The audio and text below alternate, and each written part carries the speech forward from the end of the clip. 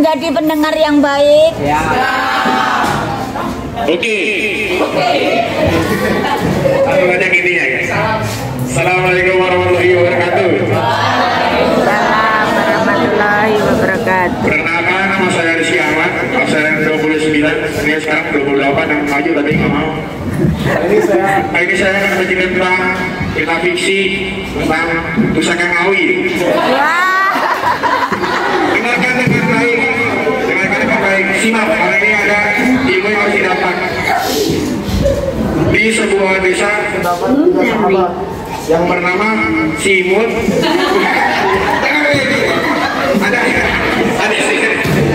Ada Simut, ada Fuad dan juga Wangsam. Di sini mereka mendapatkan libur kerja dan mereka mengambil kesempatan itu untuk berlibur camping di tengah hutan. Di sini perjalanan ditempuh dengan 3 km dengan waktu sekitar 30 menitan. Dia tidak tahu bahwa di gunung tersebut ada sosok yang mengerikan. Jadi yang bawa cas. Ada yang bawa cas. Cepat. Di sini beberapa dibagi tugas. Pak sedang mengambil kayu bakar dan kita prosok ke dalam sebuah jurang. Jurang tersebut membuatnya pingsan beberapa menit setelahnya. Dan lalu ia menemukan sebuah peti yang dilapisi oleh berlian dan juga emas-emas. Akan memasuki kayu besar, ia pun membuka peti tersebut dan keluarlah sosok hitam. Hitam beraura-aura gelap yang disebut Ratu Ngawi. Tersebut menjadikan sebuah kekuatan yang besar berupa kekuatan manusia suka, yakni dirasuki dan bilang kendali. Setelah beberapa hari kemudian, Simut dan juga temannya penasaran apa yang terjadi dengan Fuad karena dia balik-balik dari tempatnya untuk mengambil kayu bakar. Setelah ditelusuri, dia menemukan sebuah pisau yang ternyata tidak karena tertinggal saat dia ada. Lalu ia mencari dalam bilang tersebut dan menemukan bahwa si Fuad sudah hilang dan melihat sebuah peti yang sudah terbuka. Saat dia sedang menelusuri tempat tersebut, dia hanya saja dikam oleh si Fuad yang telah dirasuki oleh Ratu Ngawi. Di situ ia pun langsung menyadarkan si Fuad bahwa ini bukan dirinya. Dia telah dirasuki oleh hal yang jahat. Alhasil dia telah terjadi bersama temannya.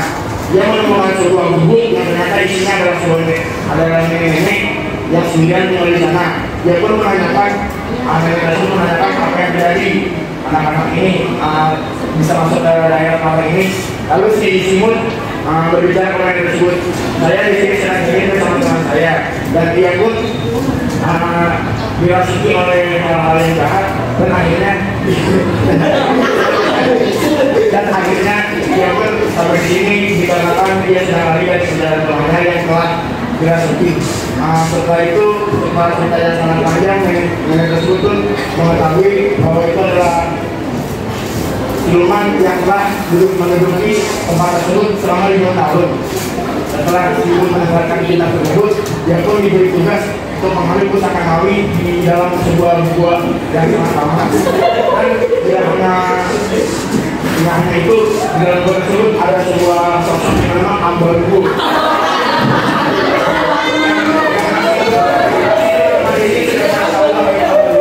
Akhirnya ditanya, setelah ia melakukan tugas untuk mengambil pusaka Ngawi di dalam gua tersebut, akhirnya ia jalan ke gua tersebut dengan persiapan yang matang. Setelah mendapatkan cerita dari sang nenek tersebut, si Imut mengeluarkan sebuah rencana untuk mengalihkan rencana si Ambarwu tersebut agar keluar dari sarangnya. Alhasil dia pun maju keluar dari mengambil pusaka Ngawi tersebut. Sebelum dia keluar dari gua tersebut, dia dihalangi oleh Ambarwu yang mengatakan pusaka yang dijaganya telah hilang. Alhasil dia pun marah dan terjadilah pertarungan yang cukup sengit di sana.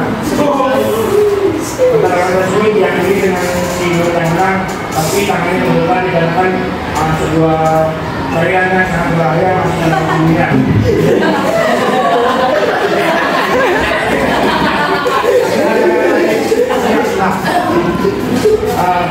Lalu setelah itu dia pun mencari keadaan si Fuad untuk membebaskan dia dari hal tersebut.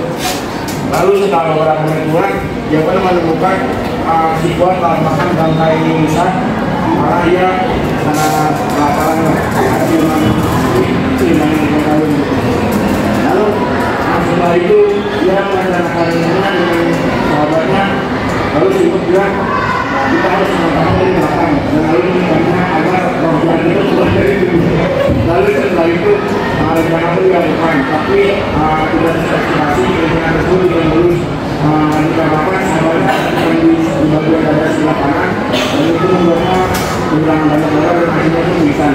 Selain Simut pun sangat susah karena tidak ada harapan. Setelah itu dia pun melihat temannya sudah pingsan dan dia pun membara. Pada akhirnya dia melawan rombongan tersebut dengan membuat alhasil rombongan tersebut betul-betul dalam hati tersebut dan akhirnya jatuh pingsan karena terlepas dari rombongan tersebut. Alhasil mereka pun membuatkan sahabat Simut yang telah pingsan itu dan lalu itu pun bersiap-siap untuk pulang karena dia lalu bahwa tempat itu kekurangan lagi. Oke, pesan yang saya kali dari kita ini adalah bahwa ada sih. Meskipun tentang fiksi ini mengandung nilai-nilai yang sangat tinggi.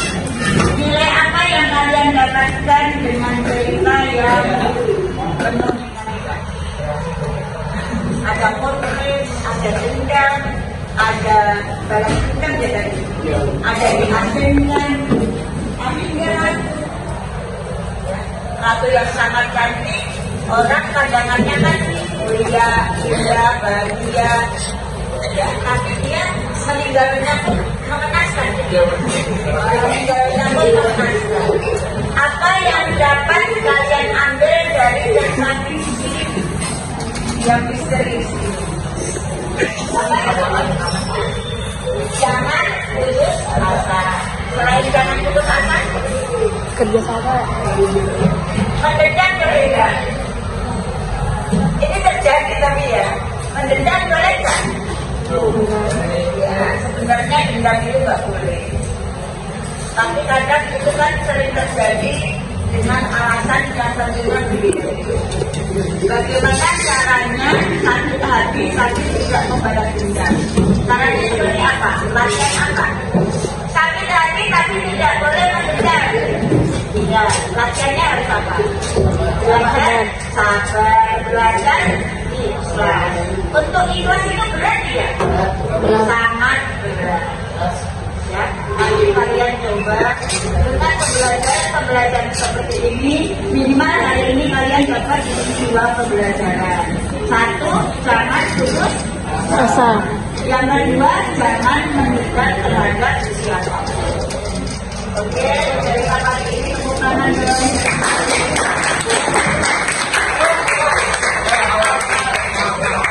Kita akan tunggu cerita berikutnya. Mudah-mudahan bersiapkan dengan baik. Kalau kita ini ya, kalau kita lebih terlalu karena kita sangat seru, keren. 30 apa?